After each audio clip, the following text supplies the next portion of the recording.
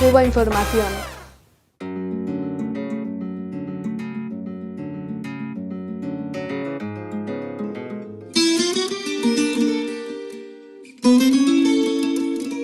Vivir la solidaridad es una experiencia que es muy gratificante. Cuba ha sido históricamente, desde el triunfo de la revolución y desde muchísimo antes, un país muy solidario. Cuando entonces recibimos en reciprocidad esa solidaridad, nos resulta siempre muy emocionante y nos alienta muchísimo a trabajar. Creo que hay un interés en saber de Cuba, en saber lo que está pasando en Cuba ahora. 2 años de pandemia pueden haber sido muy amenazantes porque hay una muy mala prensa sobre Cuba. Entonces poder contar de primera mano que no se ha parado Cuba en pandemia, que estamos haciendo cosas, poder entender las preocupaciones y poder corresponder a esas preocupaciones de personas que nos quieren, que nos aman desde este lugar, pues puede ser muy gratificante realmente.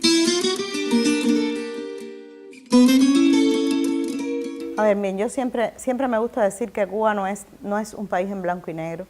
Cuba es un país que tiene muchos colores, muchos matices, y hay que entender a Cuba conociendo a Cuba.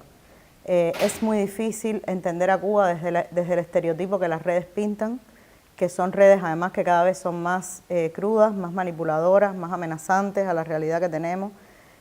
Alguien me decía hace poco que lo que pasó con Cuba ahora en los 2 años de pandemia, bueno, Cuba siempre ha estado bloqueada, amenazada, asediada, pero alguien me decía que lo que pasó en los 2 años de pandemia es que de pronto podía apostarse a que la pandemia iba a desaparecer a Cuba, y cuando se vio que eso no pasó, pues entonces ese asedio pues se recrudeció, y en un momento de un desarrollo vertiginoso de la información y las comunicaciones, pues eso se hace muy complicado.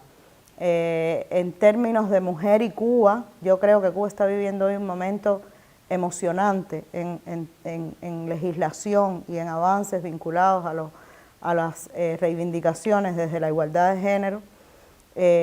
Cuba vivió al inicio de la revolución legislaciones y medidas muy aceleradas y muy rápidas que consiguieron igualdad legislativa, igualdad en muchos aspectos de la vida, pero obviamente vivimos en un país machista, vivimos en un país con una herencia patriarcal que es muy fuerte y que está ahí, y ahora estamos en un momento, yo diría, de un segundo, de volver sobre esas leyes y acomodarlas al entorno que estamos viviendo, no solo en Cuba, sino en el mundo, y de hacerlas aún más horizontales.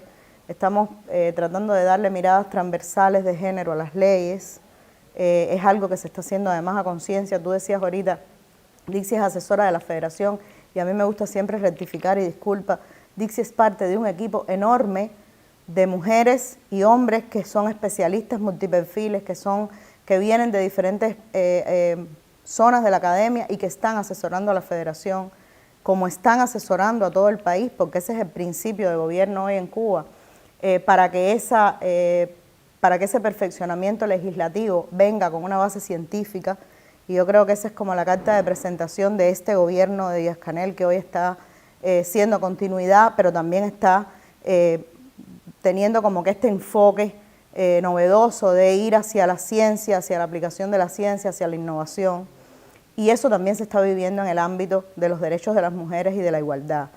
Y es bien interesante porque en Cuba hoy se está legislando contra la violencia de género, se está legislando a favor de la diversidad familiar, se está reconociendo como nunca antes la diversidad de mujeres y de personas que viven en Cuba hoy, y por tanto se están reconociendo más derechos para todas esas personas diversas. Y eso hace que el momento sea realmente muy impactante.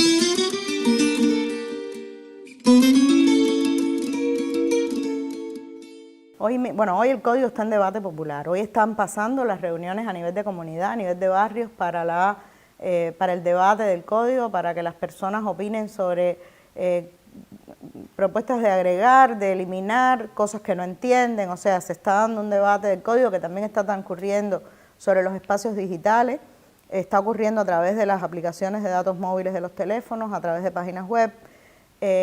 Los retos y desafíos, mira, son múltiples. Yo creo que el mayor reto es que el código se comunique bien, que las personas entiendan bien toda la amplitud y todo el enorme avance que puede significar la aprobación de ese código de las familias. que no está solo enmarcado en los debates que nos están queriendo imponer desde fuera.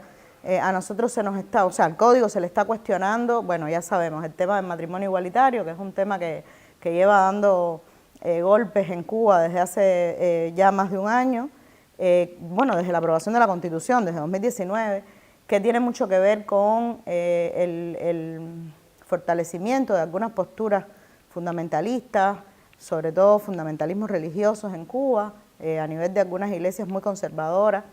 Pero por otro lado se está haciendo una oposición al código que yo diría que es más bien política y que está partiendo de la manipulación de las propuestas del código.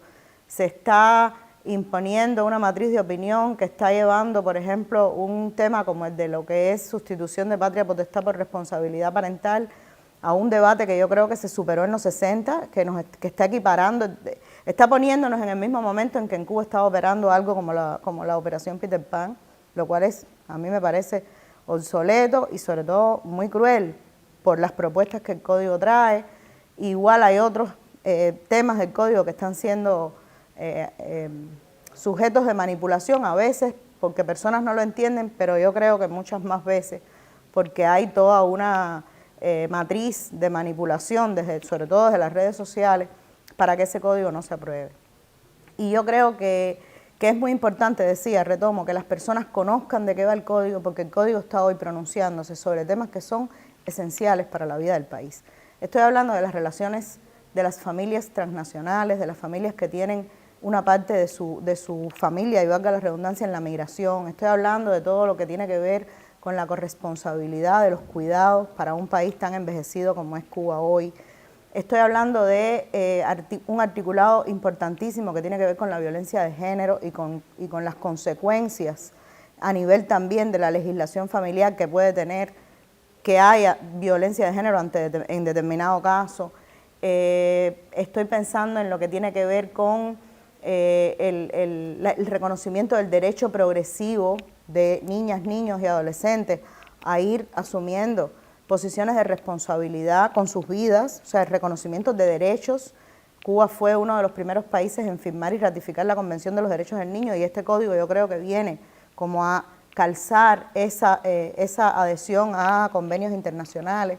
O sea, hay toda una serie de elementos muy novedosos que el código tiene, que hace falta realmente que sean bien conocidos y bien documentados, porque el código es mucho más que matrimonio igualitario y es mucho más que esa matriz que nos están tratando de imponer desde los medios que no nos quieren.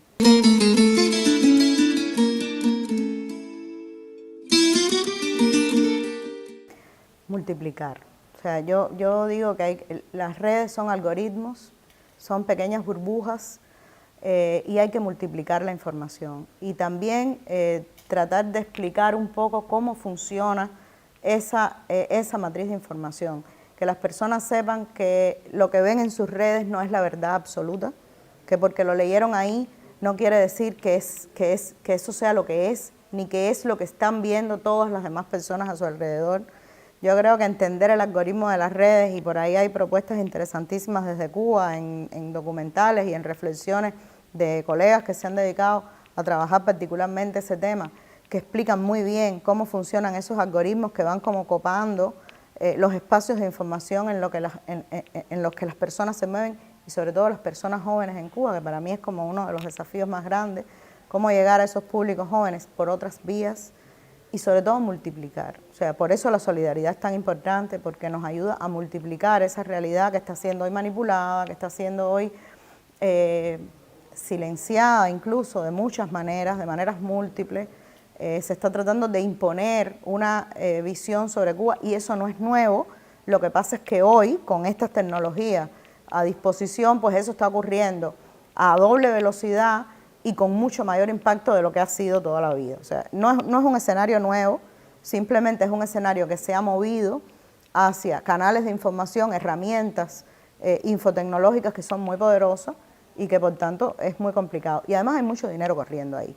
Yo digo que por cada K de alcance que logra de manera orgánica una red nuestra, hay 10K pagados que se están imponiendo desde fuera. Y eso realmente es muy amenazante para contar esta historia, ¿no?